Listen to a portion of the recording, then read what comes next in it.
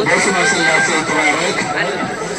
እስቲ መላ ሰውነታችን በትምህርተ መስቀል እናማት። በስመ አብ ወወልድ ወመንፈስ ቅዱስ አሐዱ አምላክ ዘላለም ሥላሴ። የተከበሩ መምህራን፣ የኮምቦልቻ ከተማ አስተዳደር ሥላሴን እናምናለን የምትሉ በቃል ኪዳኑ የምትታመኑ ከሆናችሁ ቢያንስ አንድ ነገር አድርጉ። ኩራታችን፣ ትዕቢታችን፣ ትምክህታችን፣ መስድቅናችንን ትተን ከእግዚአብሔር ጋር በንስሐ እንታረቅ። ደም እንዲደርቅ እኛም ባና እናልቅስ። ንስሐ ወረደ፣ ቋንቋቸውን ደበላለቀ። የሚገነቡትን ትተው ተበተኑ፣ መግባባት አቃታቸው። ወገኖች፣ የኩራተኛዋ ዓለም የትዕቢተኛዋ ዓለም መጨረሻው ይሄ። ቅዱስ ዮሐንስ ራእይን መልእክት ተመልከቱት። መጥፋቷ አይቀሬ ነው። ከዚህች ከምትጠፋው ዓለም ጋር እንዳንጠፋ ግን ወገኖቼ ወደ እግዚአብሔር መቅረብ፣ ከመበተን ወደ መሰብሰብ ልንመጣ ያስፈልጋል ወገኖቼ። ለዚህ ነው ይህንን በዓል ኑረድ አንዱም አንዱን ቋንቋ እንዳይሰማ በዚያ እንደባልቀው የሚለውን ቃል ይዘን ከሥላሴ ሥላሴ ብለን እናከብራለን። ለምንድን ነው ይህን የምንለው? ጥቂት ደቂቃዎች እሱን ወስጄ አብራርቼ አበቃለሁ። እየሰማችሁኝ?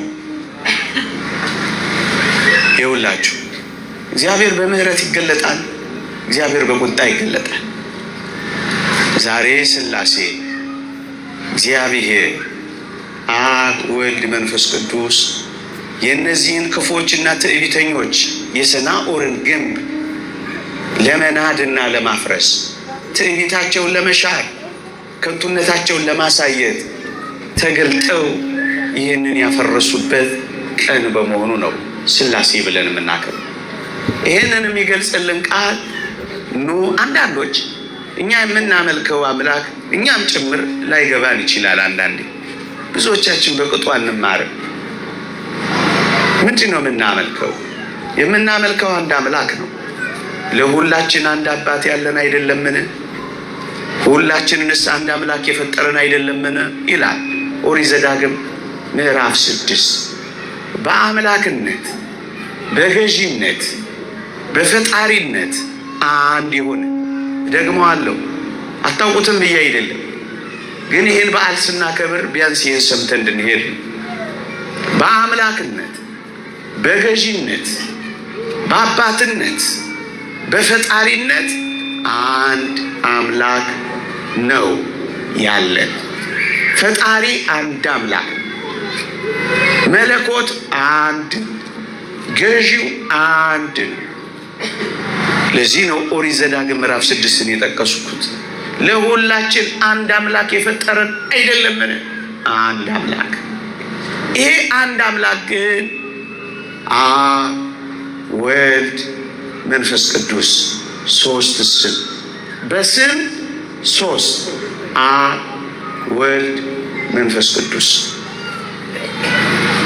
ይሄ በአዲስ ኪዳን በዘመን አስተርእዮ አሁን በምናሳልፈው ዘመን የተገለጠልን እውነት ነው።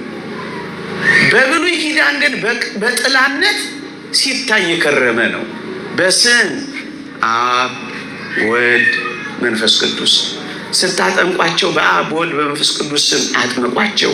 አብ፣ ወልድ፣ መንፈስ ቅዱስ። በአካል ለአብ ፍጹም መልክ፣ ፍጹም ገጽ፣ ፍጹም አካል ለራሱ፣ ለወልድ ፍጹም መልክ፣ ፍጹም ገጽ፣ ፍጹም አካል ለራሱ እኔ ባይ ፐርሰናል፣ ለመንፈስ ቅዱስም ለራሱ አካል፣ መልክ፣ ገጽ ያለው በአካል ሶስት። አሁን የዘረዘርኩላችሁ ይሄንን መጽሐፍ ቅዱስ ላይ ታገኛላችሁ። አብ በደመና በዮርዳኖስ ጌታችን ሲጠመቅ በደመና ድምፅ ያሰማል። ወልድ በዮርዳኖስ ውሃ ይጠመቃል፣ ሁለተኛው አካል። መንፈስ ቅዱስ በአካል ርግብ በርግብ አካል ይወርዳል፣ ሶስተኛው አካል። ሰባ ሌዊሳውያን ወይንም ደግሞ ኦንሊ ጂሰስ የሚባሉ በምድራችን ላይ ያሉ አንዳንድ ወገኖች የሚጠይቁት ጥያቄ አለ ወይም የሚያቀርቡት ሀሳብ አለ። በብሉይ ኪዳን አብ ነበረ፣ በአዲስ ኪዳን ወልድ ሆኖ ተቀይሮ መጣ። ክርስቶስ ከሞተና ከሄደ በኋላ ደግሞ መንፈስ ቅዱስ ሆኖ ራሱ መጣ እንጂ ተቀይሮ አብ ለብቻው የራሱ አካል፣ ወልድም ለራሱ አካል፣ መንፈስ ቅዱስም ለራሱ አካል ያለው አይደለም። በብሉይ ኪዳን አብ፣ በሐዲስ ኪዳን በወንጌል ክርስቶስ፣ ከዛ መንፈስ ቅዱስ እየተቀያየር አንድ አካል ነው እንጂ ያለው በአካል ሶስት አይደለም ሊሉን ይሞክራሉ። እኛ ግን በግልጽ እናሳያቸዋለን። ወልድ ይጠመቃል፣ መንፈስ ቅዱስ በአካለ ርግብ ይመጣል፣ አብ በደመና ያሰማል። አንድ። ሁለተኛ አባቴ ያለ አባቱ ክርስቶስ ይጠራል። አባት መንፈስ ቅዱስን እልክላችኋለሁ ይላል፣ የሚላክ መንፈስ ቅዱስ። ሁለት። ራሱ ደግሞ ክርስቶስ እኔ የሚል ሶስት። በአንድ ቦታ በአንድ ጊዜ አቴታይ አት ዘ ሴም ፕሌስ በመጠመቂያው በዮርዳኖስ አብ በደመና ካሰማ፣ ወልድ ሲጠመቅ ካየን፣ መንፈስ ቅዱስ ደግሞ በአካለ ርግብ ሲወርድ ካየን ሶስት አካል ነው እንጂ የምንለው እንዴት አንድ አካል ብቻ እንላለን? በአካል ለራሱ መልክ። ይኸውላችሁ ይህንን በጣም ማወቅ የምትችሉት በአካል ከአንድ በላይ መሆኑን ማወቅ የምትችሉት የኦሪት ዘፍጥረት ምዕራፍ 1 ቁጥር 26 ንባብ በጣም ግልጽ ያደርገዋል። ምን የሚለው ንባብ?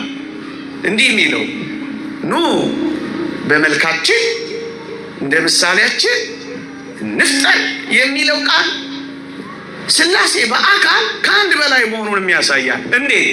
መልካችን። ወዳጅ መልክ የአካል ክፍል ነው። መልክ ካለ ዘንድ አካል መኖሩ ግድ ነው። መልክ ገጽ የአካል ክፍል ነው።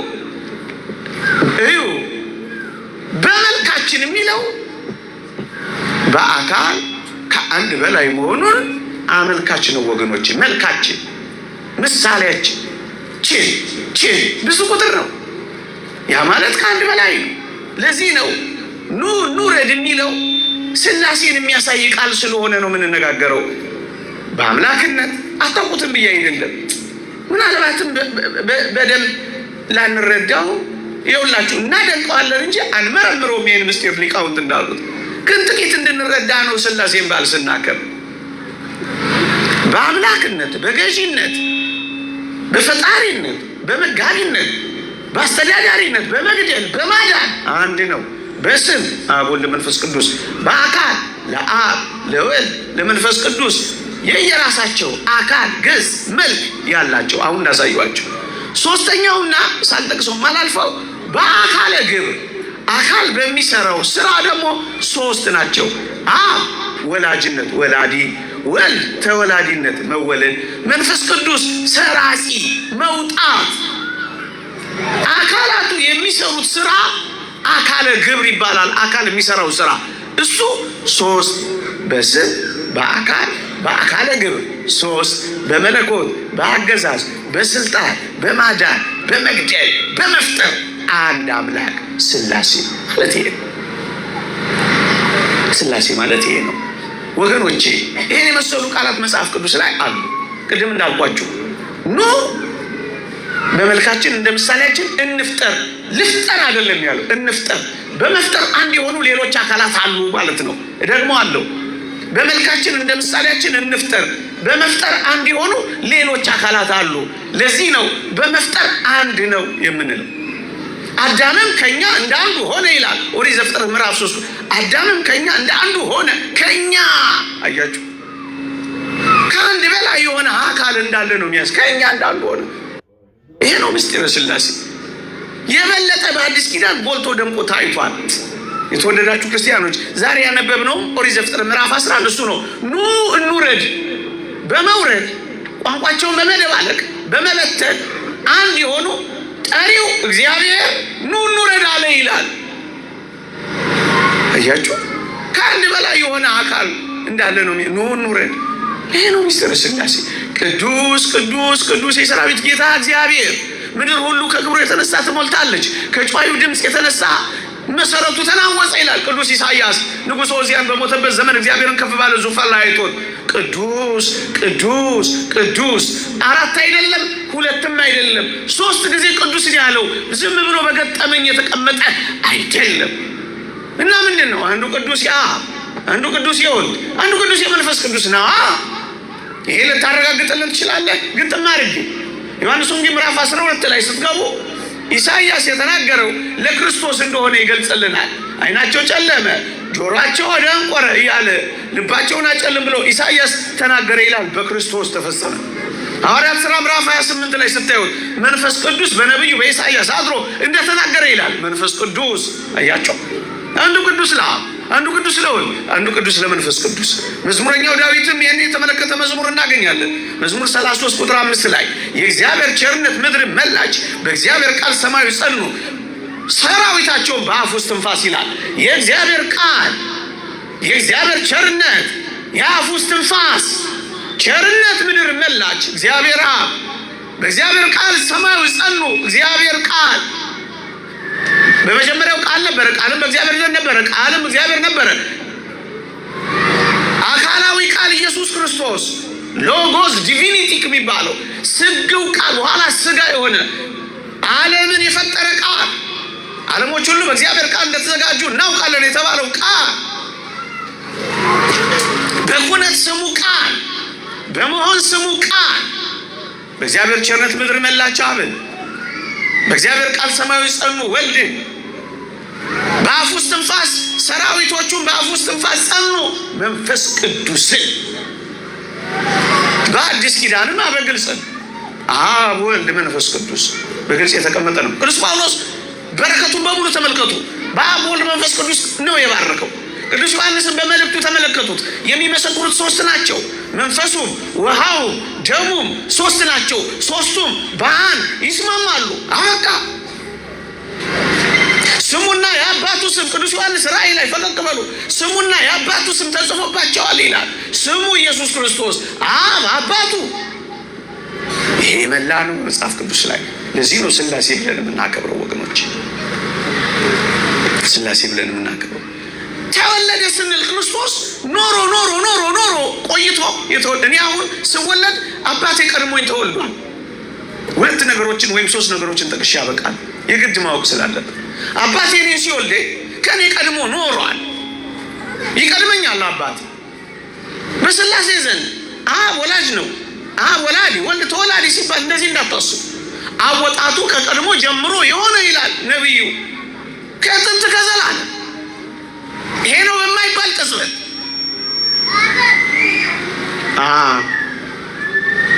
ወላጅ ወልድ ተወላጅ ቆይቶ ከርሞ የተወለደ አይደለም። ምዕመኑ እንደኛ አይደለም። እንደዚህ እንዳታስቡ። መቅደም፣ መቀዳደም፣ መበለጥ፣ መበላለጥ ከፊትና ከኋላ የለባቸውም። የስም መቀያየር፣ የአብ ስም ተቀይሮ ወልድ፣ የወልድ ስም ተቀይሮ መንፈስ ቅዱስ እንደዚህም የለባቸው። ለምሳሌ ፀሐይን ተመልከቷል። ፀሐይ ልክ ስትወጣ ብርሃኗ ነው የሚቀድመው? ክበቡ ነው የሚቀድመው? ምን ትኮሳትሩብኛላችሁ እንዴ? ክበቡ ወይስ ብርሃኑ? ምን ይኸውላችሁ ብርሃኑ ነው የሚቀድመው አሉ። አይደለም። ልክ ክበቡ ሲወጣ እኮ ነው ብርሃኑ ሙቀቱም አብሮ የሚወጣው። እውነት አሰብ ከክበቡ ቀድሞ የሚወጣ ብርሃን አለ? ፀሐይ 3 ኩነት አላት። ክበብ መሆን፣ ብርሃን መሆን፣ ሙቀት መሆን። ግን ስንት ፀሐይ ናት? ልብ መሆን፣ ቃል መሆን፣ እስትንፋስ መሆን፣ የሥላሴ መሆን ነው። ኩነት ነው። ልብነት፣ ቃልነት፣ እስትንፋስነት ስላለ 3 አምላክ አንልም። ስንት አምላክ ነው የምንለው? አንድ ፀሐይ እንደምንለው ስንት አምላክ? አንድ አምላክ። ብርሃኑ ከክበቡ አይቀድምም፣ ሙቀቱ ከብርሃኑ ደግሞ አይቀድምም። ወገኖች ተመሳሳይ በእኩል ቅጽበት ነው ያለው። ለዚህ ነው ኖሮ የተወለደ አይደለም ያልኳችሁ። የተወለዳችሁ ክርስቲያኖች አባቴ እኔ ሲወለኝ በባህሪ እኔም ሰው ነኝ፣ አባቴም ሰው ነው። እኔ ከአባቴ በባህሪ አነስኩ አይደለሁም። አብ ወላዲ ነው፣ ወልድ ተወላዲ ነው። አብ ልጁን ወልዶታል ስንል በባህሪ እኩል ናቸው ወገኖቼ። የሰው ልጅ ሰው ነው፣ የእንስሳ ልጅ እንስሳ ነው፣ የእግዚአብሔር ልጅ ደግሞ እግዚአብሔር ነው። ለዚህ ነው ክርስቶስ ልጅ ነኝ ሲላቸው አይሁድ የተበሳጩት። ራሱን ከእግዚአብሔር ጋር አስተካክሎ የእግዚአብሔር ልጅ ነኝ ይላል ብለው የተበሳጩት ልጅ ነኝ ሲላቸው እግዚአብሔር ነኝ እያላቸው እንደሆነ ስለገባቸው።